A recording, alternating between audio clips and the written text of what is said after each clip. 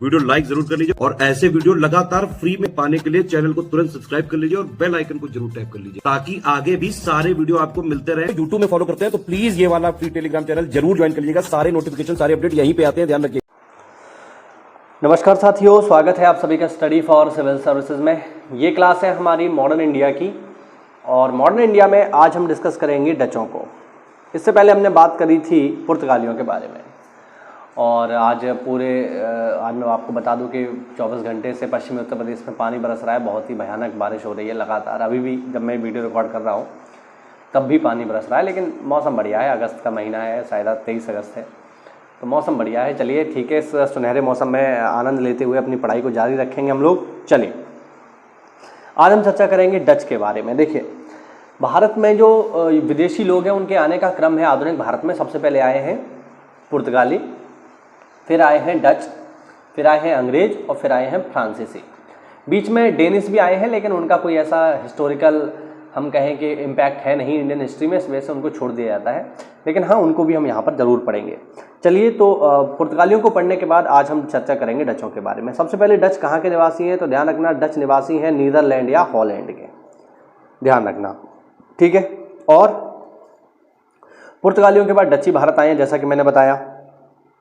1595-1596 में Cornelius Houtman के नेतृत्व में पहला डच अभियान पूर्वी जगत की ओर हुआ। पूर्वी जगत मतलब इंडोनेशिया, जावा, सुमात्रा की बात हो रही है यहाँ पे, ठीक है ना, इंडिया की बात नहीं हो रही है। सुमात्रा पहुंचकर बांटम के राजा के साथ संधि करने में इस दल ने सफलता प्राप्त की। ये पेपर पूछता है कि पूर्वी जगत के साथ पहला अभियान डचों ने किसके नेतृत्व में किया, तो आपका जवाब होगा कार्नेलियस हाउटमैन। 1595 और 1601 के बीच डचों ने पूर्वी जगत की ओर 15 समुद्री यात्राएं करी, ठीक है। और सन 1602 में इन्होंने अपनी एक कंपनी बनाई, डच कंपनी, जिसका नाम है United East India Company of Netherland. इस नाम से इन्होंने एक व्यापारिक कंपनी की स्थापना की। इस कंपनी का जो मूल नाम था, जो डच भाषा में है, वो ये है, आप देख सकते हैं, VOC है ना, यानी ये मतलब डच भाषा में ही है, मैं इसको पढ़ नहीं पा रहा हूँ, ठीक है। VOC है और बाकी तो ये ही है जो हमने यहाँ पे देखा, United East India Company of Netherland. Company की देखरेख के लिए 17 व्यक्तियों का एक बोर्ड बनाया गया। 1605 में डचों ने पुर्तगालियों से अम्बायाना ले लिया और धीरे धीरे मसाला द्वीपपुंज इंडोनेशिया में उन्हीं को हराकर अपना प्रभाव स्थापित कर लिया। यानी इंडोनेशिया में पुर्तगालियों को पराजित कर रहा है डच साम्राज्य, ठीक है। डचों ने जकार्ता जीतकर 1619 में इसके खंडहरों पर बैटेविया नामक शहर बसाया। ये बात पेपर में पूछी जा चुकी है, ध्यान रखना कि जकार्ता के खंडहरों में बैटेविया नामक शहर किसने बसाया, तो आपको ऑप्शन में मिलेंगे अंग्रेज, डच, फ्रांसीसी, तो आप जवाब दोगे डच, ठीक है। आगे देखो जरा, लंदन और द हेग, जो कि हॉलैंड की राजधानी है, में हुए सम्मेलनों के फलस्वरूप डच और अंग्रेजों के बीच 1619 में एक मैत्रीपूर्ण संधि हो गई। 1623 में अम्बायाना में 10 अंग्रेजों तथा 9 जापानियों का क्रूरतापूर्वक वध कर दिया गया। इस अम्बायाना नरसंहार के बाद डचों ने मलय द्वीपपुंज और अंग्रेजों ने भारत में अपने को सीमित करना शुरू कर दिया। यानी ये लोग सीमित हो गए, पहले की तरह जो है मेल मिलाप कम हो गया, ठीक है। आगे देखो, डच नौसेना नायक वादेर हेग सूरत एवं मालाबार में असफल होने के बाद 1605 में मसूलीपट्टनम में प्रथम डच फैक्ट्री की स्थापना इसके द्वारा की गई। तो ध्यान रखना, भारत में पहली डच फैक्ट्री कब लगी है, 1605 में। कहाँ लगी है, मसूलीपट्टनम में लगी है, ध्यान रखना। आप लोग मुझे कमेंट करके बताइए मसूलीपट्टनम किस राज्य में है। चलिए आगे बढ़ते हैं। दूसरी डच फैक्ट्री को पोर्टोपोली में स्थापित किया गया। 1610 में डचों ने चंद्रगिरी के राजा के साथ समझौता करके पुलिकट में एक अन्य फैक्ट्री की स्थापना की और इसे अपना मुख्यालय बनाया। डचों ने यहां पर अपने स्वर्ण सिक्के पैगोडा को भी ढाला। चलिए आगे बढ़ते हैं।